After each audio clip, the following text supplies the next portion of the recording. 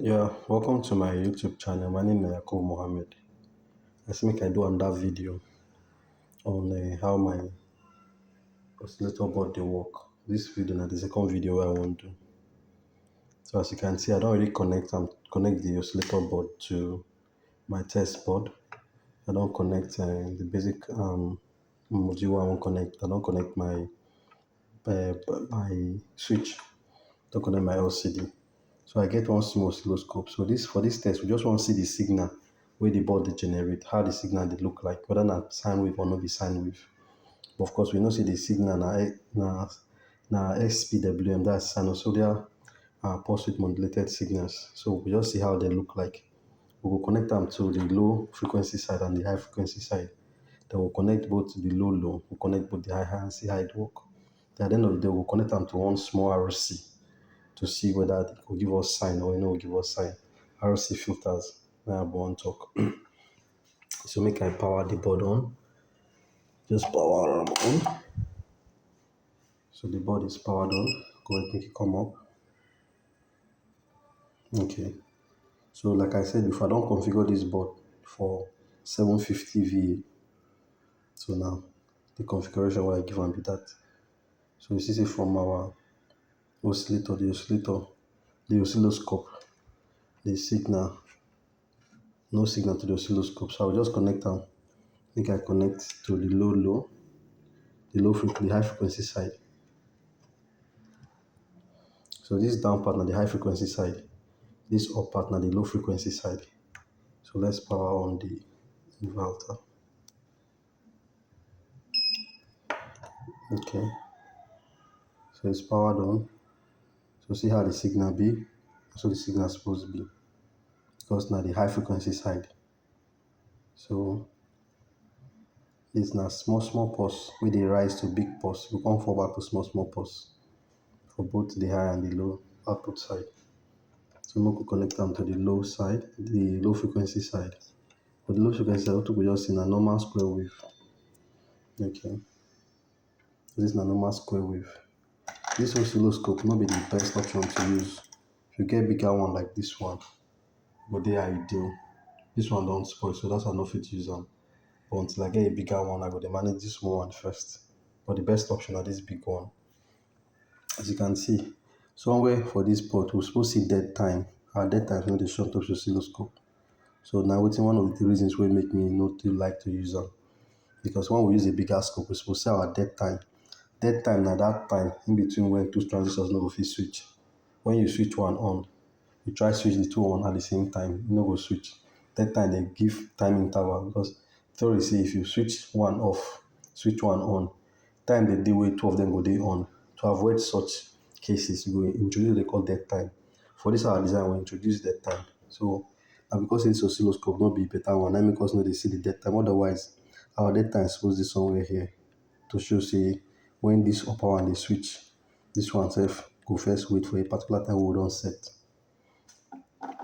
So this is not the signal we'll see on top the low frequency side. Make I off the inverter, we just hold the switch closer, off. Okay, off, on. Alright. So I will pause the video, make I connect them to okay no. Before I connect them, make I see how the signal will look for high and low if we decide to put them together. Okay. So now the signal be this now, what we're supposed to see. So this is now the sinusoidal pulse width modulated signal. Now if we come want see the sine wave, we're going to filter this signal to see the sine wave. To filter, I don't wire just small RC filter. This is a small RC filter. I dey use 4.7K and then 100 nanofarad. No particular calculation. I just hand pick the two components together. So I will just pause them, then connect them. Okay, I don't connect the RC filter. So the RC filter don't connect them. So we see say the signal na pure sine wave. Make I put the button off. Put them on again. Okay, so as you can see, it's a pure sine wave. This sine wave now because we don't use RC filter. Of course, people go dey wonder say, go dey ask question, why we no put RC filter before we connect am to our head bridge? E no go make sense because of the heat wey our head bridge go draw. So we go connect the same signal, filter signal to the head bridge. Now after the head bridge, we go come filter am. And practically, we no go use RC filter, we go use normal C filter because of the current wey the inverter go draw. Resistor no fit handle such high current, so we go use just the C filter. Of course, now the filter go be after our transformer to reduce your current, to avoid over current drawn. So once again, thank you for watching our video.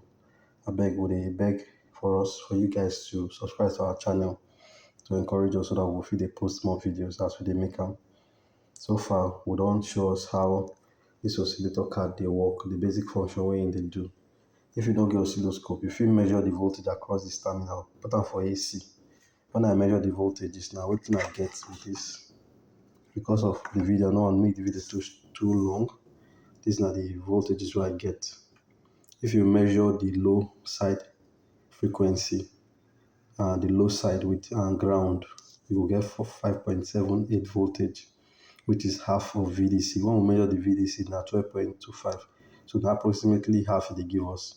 If we measure the voltage across ground and the low frequency side of the high side of the low frequency, we could get a 5.58 volts, which is the same as half VDC.